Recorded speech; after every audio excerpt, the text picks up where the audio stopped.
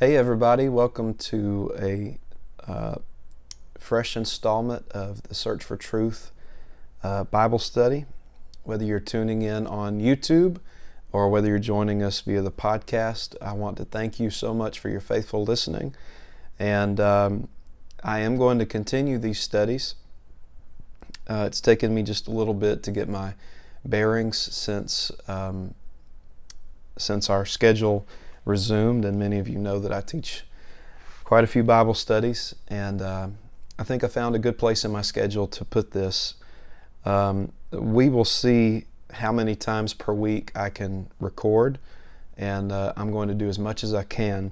So thank you so much for tuning in, and if this blesses you today, be sure to like, subscribe, share, etc. I want to get the word out to as many people as I can and encourage them. We're going to continue today in 1 Samuel chapter 25. Many people have reached out to me regarding Behave in Your Cave and how convicted some folks, challenged some folks, maybe offended a person or two, but that's not necessarily meaning that it's wrong. And how many of you have been stuck in that cave. And so we're going to get out of the cave today. And so in 1 Samuel chapter 25, and by the way, this will be likely my last lesson in 1 Samuel. The reason is because there's not much left to it, actually, that I haven't already taught in previous lessons. How that David spares Saul in 26. He goes among the Philistines in 27. How Saul seeks a seer in 28. How they go to battle and the death of Saul, and he's killed by the Amalekite at the end of the chapter of 31. And so this will be our final study in 1 Samuel.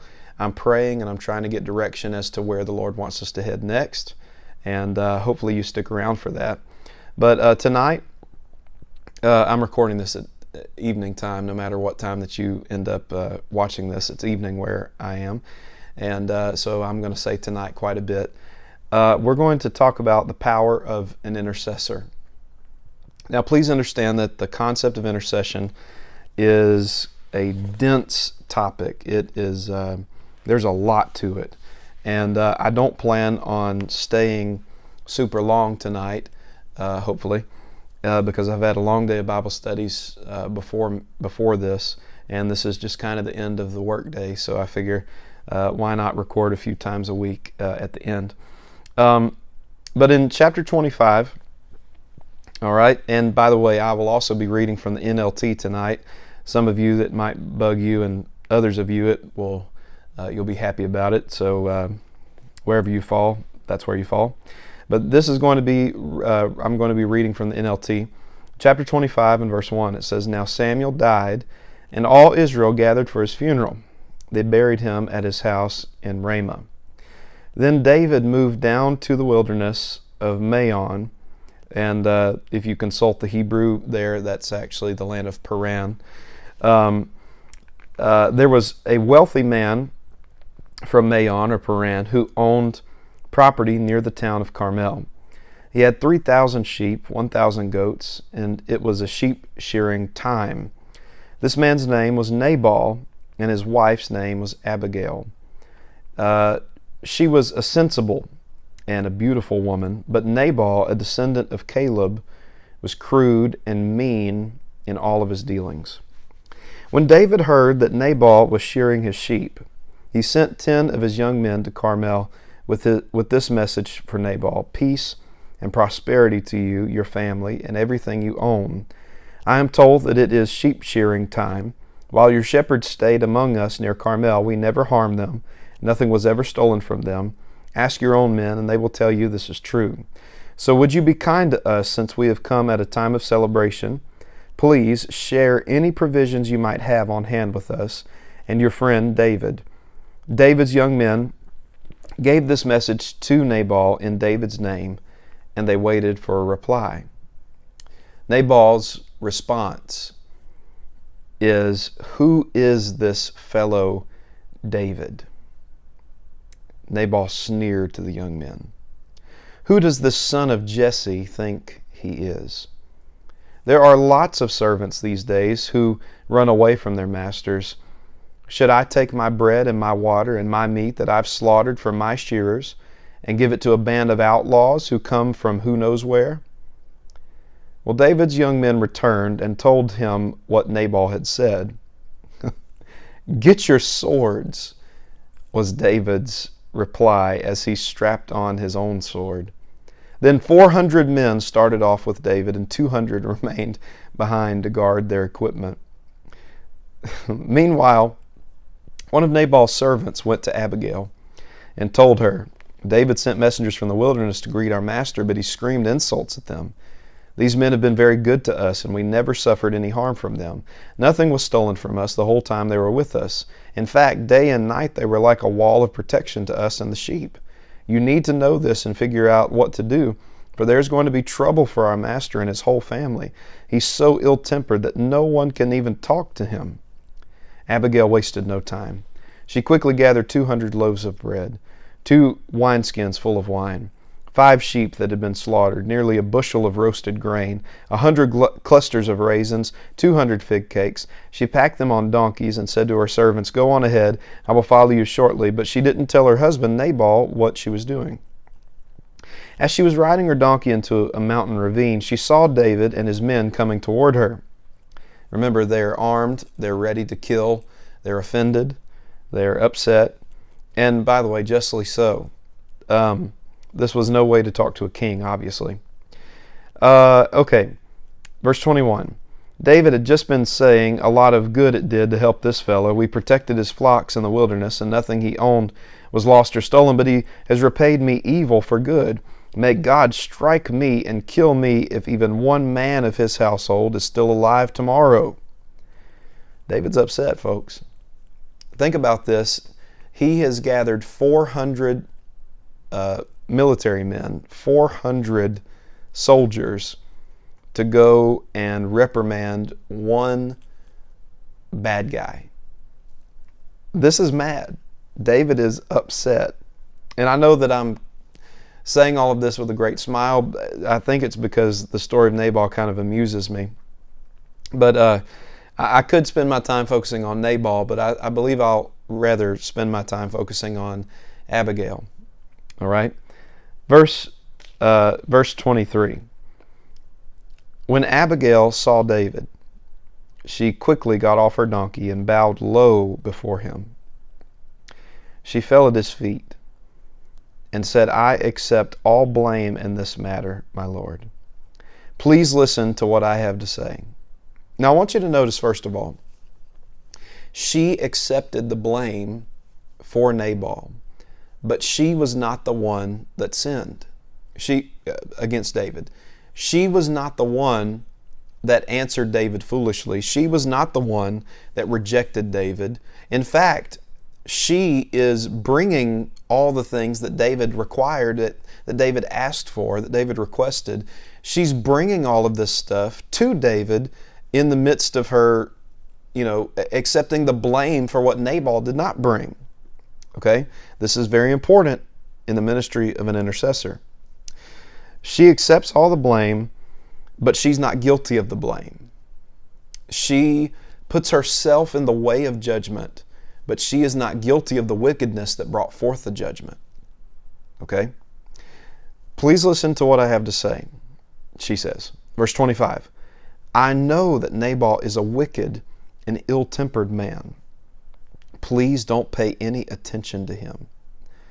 What she's really saying there is, get your eyes on me and don't focus on him. Don't think about him. Think about me. He is a fool, just as his name suggests. This is a good time for me to put this in there. Nabal in Hebrew means the fool. Okay? But I have never even saw the young men that you sent. So focus on me. Let's talk about our relationship. This is what an intercessor does. Okay? Now, my Lord, as surely as the Lord lives and you yourself live, since the Lord has kept you from murdering and taking vengeance into your own hands. Pause for just a second. Remember, this is one chapter after David spares Saul. So I don't know whether Abigail knows about this. I think that she does. But or whether she's just kind of speaking things that she doesn't even know. It's possible that she might just be speaking kind of in alignment with the Spirit of God, or maybe news had spread, through Israel, or perhaps even through Paran, that David has come into contact with Saul, who desired to kill him and had all of this evil intention towards him, and David didn't even kill Saul. So Abigail here is saying, you have a history of mercy. Pay attention, folks, this is what an intercessor does. You have a history of mercy. You have a history of forgiveness. You have a history of giving grace whenever judgment was demanded. You have a history of this. Okay? And she's saying, God has kept you from taking vengeance into your own hands. Let all your enemies and those who try to harm you be as cursed as Nabal is. And here is a present that I, your servant, have brought to you and your young men. Please forgive me. Wow. She is repenting. This is what an intercessor does. Please forgive me if I have offended you in any way. Now, why would she do that? We all know that she was not guilty. We all know that she was not the one that turned David away, and yet she says, forgive me if I have offended you in any way. The Lord will surely reward you with a lasting dynasty, for you are fighting the Lord's battles, and you have not done wrong throughout your entire life. Even when you are chased by those who seek to kill you. See, she's reminding him of how he spared Saul. Your life is safe in the care of the Lord your God, secure in His treasure pouch, but the lives of your enemies will disappear like stones shot from a sling. And perhaps there she's calling back on his victory over Goliath. You see, what she's doing is, this is what an intercessor does. The intercessor begins to remind the one that they're talking to about their previous victory, reminding them of their resume, reminding them, that these, whenever they have faced trouble in the past, how they've handled it. And, but the lives of your enemies will disappear like stones shot from a sling. When the Lord has done all He promised and has made you leader of Israel, don't let this be a blemish on your record. So what an intercessor does, what she's doing now, she consults his past and then consults his present, meaning his present sense of anger, his present predisposition towards judgment. And she says, don't let this present mar your past, but especially don't let this present mar your future. When you do come to power, when you do come to the throne, don't let a mistake in how you handled a fool mark you and make you like everyone else. That's what she's saying. That's what the intercessor says. Okay? Then your conscience won't have to bear the staggering burden of needless bloodshed and vengeance. And when the Lord has done these great things for you, please remember me, your servant. And David grants her mercy. He says, hey, you woke me up. You shook me out of my anger. And because of you, your household is going to live. David says to her, before you showed up, I had decided that I was going to kill everybody in your house. And David said, but because you spoke up and because you reminded me of who I am and because you shook me out of this anger, you stood, here's the intercessor, you stood between me and the guilty. You got my eyes off of the guilty. You put my eyes on you and your innocence. And that stopped my anger, boy. And that gave mercy to the guilty. You see, this is the concept of the intercessor. Okay? Let's kind of take this step by step. First of all, you have the guilty party. As I said, I don't want to spend a lot of my time teaching about Nabal, the fool. If you want to learn about Nabal, let me give you some scriptures real quick if you're taking notes. Let's see. This is all I'm going to say about him, okay? You can find you can find some stuff about Nabal or those like him in Psalm 14:1. The fool has said in their hearts, there is no God. Don't get mad at me. That's the Bible. That's not me. Proverbs 6:32. Proverbs 10:8. Proverbs 10:23. Proverbs 17:7. Proverbs 17:16. Proverbs 26:1. Proverbs 26:7. Proverbs 29:11. Proverbs 29:20.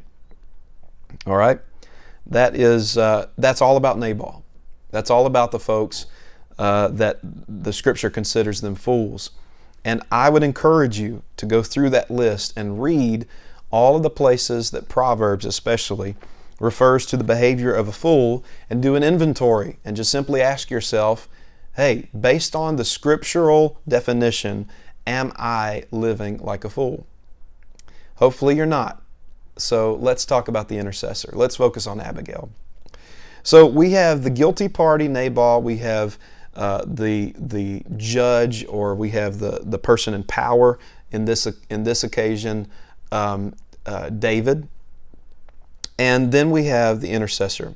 To intercede just simply means to go between, right? It is the inputting yourself in the situation. All right. I will warn you, before this is over, I will likely offend you, convict you, something. Okay. My prayer is that you don't end this study feeling the same way about yourself and about others. Okay. We have the guilty party. We have the righteous judge. We have the intercessor. All right. Other occasions in the Bible where an intercessor is a person or a human or whatever, and I'm going somewhere with this. In Genesis, let's see, chapter...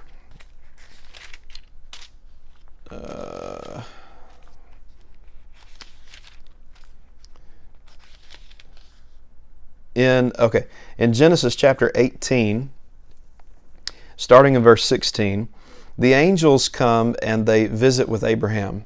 He makes them a meal, and the Lord begins to speak and says, should I reveal that which I plan to do regarding Sodom and Gomorrah to Abraham?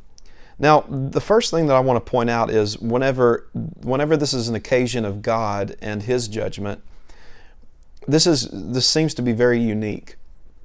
What I mean by that is God is a God of judgment, and yet He is also a God of mercy. He is a God of righteousness, meaning equality and equity on both sides, and yet He is also a God, that gives grace. And we struggle sometimes to strike that balance between grace and equality. Grace and because in our heads, equality really lends itself more to vengeance than it does to mercy. Equality really kind of more aligns with justice than it does with mercy, with forgiveness. And so this is why the old way was an eye for an eye, a tooth for a tooth. But the Lord says, I'm going to go ahead and tell Abraham, I'm headed down to Sodom and Gomorrah. And it's a wicked city. Their cries have risen up before me. And He says, I'm going to go check it out. I'm going to see if it really is as bad as what I hear it is. And the Lord says, basically, what do you have to say about it? This is how the Lord brings a burden to an intercessor. Abraham knows that he has family in that city, and he begins to do the job of the intercessor, and that is, like I said, the intercessor is simply defined as someone that goes between. And Abraham steps in between God and Sodom. I know that many times we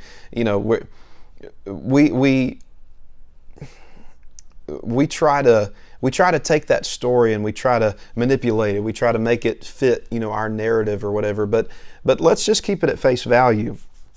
The Bible says that Abraham yet stood before the Lord. Okay? And so this would mean that he is in between Sodom and Gomorrah. But really, truthfully, although he's talking about the city, we know that Abraham has Lot on his mind. He has his family, at stake. And many times intercessors find their place interceding for their family, And although he's crying out for the city, saying, will you spare the city if there are 50 righteous? Will you spare the city if there are, and he goes all the way down to 10, right? Well, by the time that he gets to 10 and the Lord reveals to him there's not even 10 righteous in the city, Abraham then realizes, well, my family must not be a part of that righteousness. And Abraham stops interceding.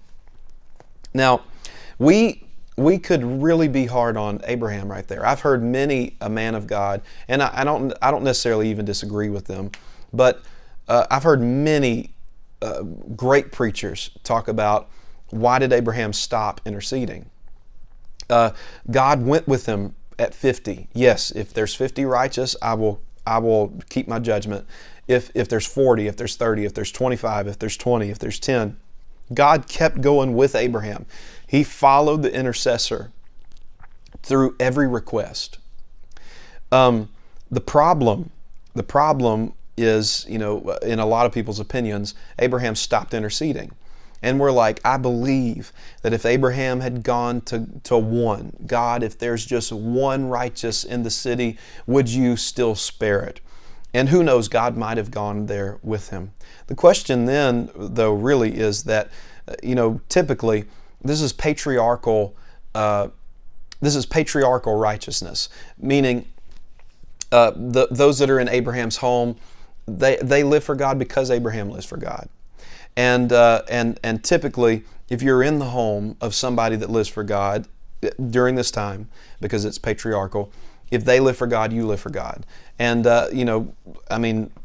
so by the time that Abraham gets to 10, what he's realizing is there must be an issue with Lot. Lot must not be living for God if that's the case. And I have a whole other study on this, okay? And I'm not going to go into that. Where we tend to lose sight of things is we are hard on Abraham for stopping his intercession. But don't forget, although Sodom was judged and although Sodom received the judgment of God, remember that Lot and his family did not.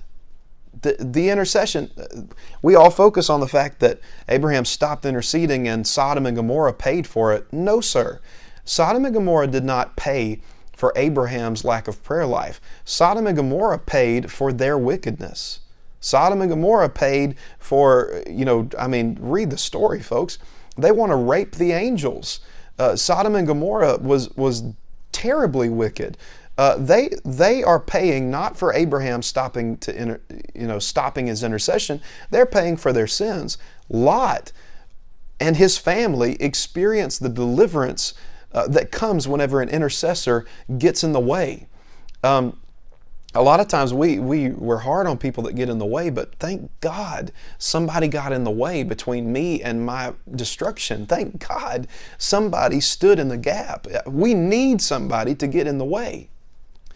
I'm reminded whenever I look at the intercession, the intercessor, I'm reminded of the Lamb.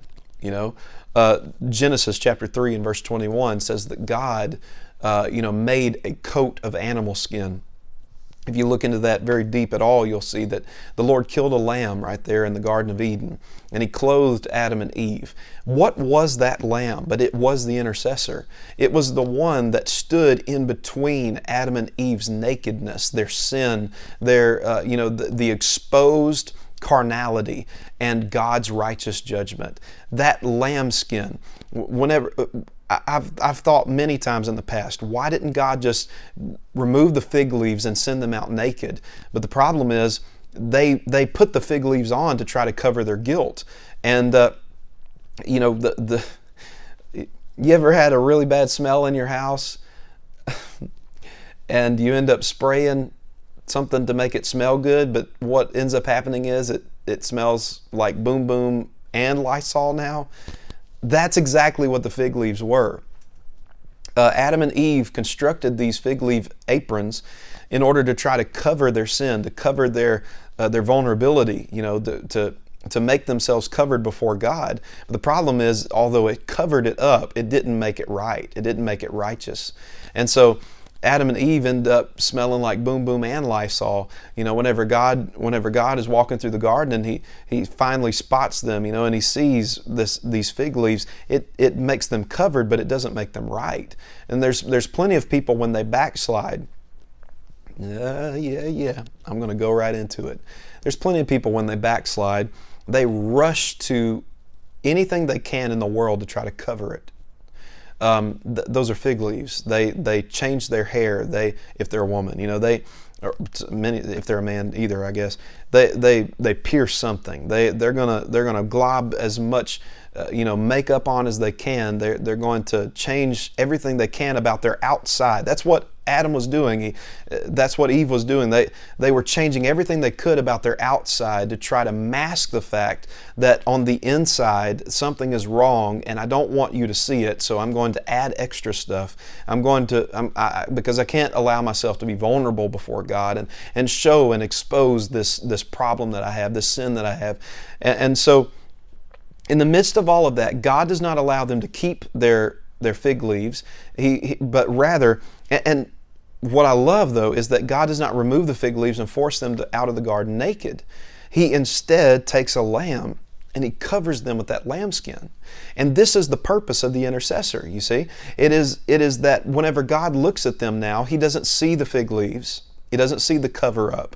He also doesn't see their nakedness. He doesn't see their vulnerability. He doesn't see their sin. He doesn't see that flesh that messed up. But what he does see is this innocent lambskin. It is the barrier. It is the advocate. It is what goes between them, their vulnerability, their sin, their problem, and a righteous God. That was the intercessor. Later on, I'm telling you folks, we tell a lot of Bible stories incorrectly. Whenever we get to the story of Jacob going before Isaac and receiving the inheritance, we tell that story so wrong. We pretend as if Jacob is some mastermind, or maybe Rebekah is this mastermind of a deceiver, and that he's got poor old blind Isaac totally fooled. Folks, Isaac was not as fooled as you think he was, because he picks up on it. He says, the smell, the feel of it all, it feels like Esau, but the voice is Jacob. What is he saying? He's saying the outside of you tells me of Esau, but the inside of you still screams Jacob. Now, I will admit that Jacob was guilty here, that Jacob is guilty of deception. He is trying to be something that he's not. And he's trying to receive something, that originally was not intended for him to receive, according to Isaac at least. We know that God promised it to him, and that Esau surrendered it to him. But don't you realize, folks, that if Isaac really does know that this is Jacob, Isaac can stop the process at any point. It's in the Father's hands. But rather, instead of saying, you know what, the voice is Jacob, so I need to investigate this, and let me call some people in here. Hey guys, come in here. Who is this really? Tell me, because I'm blind. Isaac doesn't do that. Instead, Isaac embraces the fact that there might be a guilty party here, but there's something that is between the guilty party and the righteous judge. You see, we think that sheepskin was the agent of deception for Jacob, but it wasn't. It was the agent of intercession for Jacob. It was that lambskin. It was the barrier. It was the advocate that went between a guilty Jacob and a righteous Isaac that was giving his portions. You see, folks, this is the beauty of the intercessor.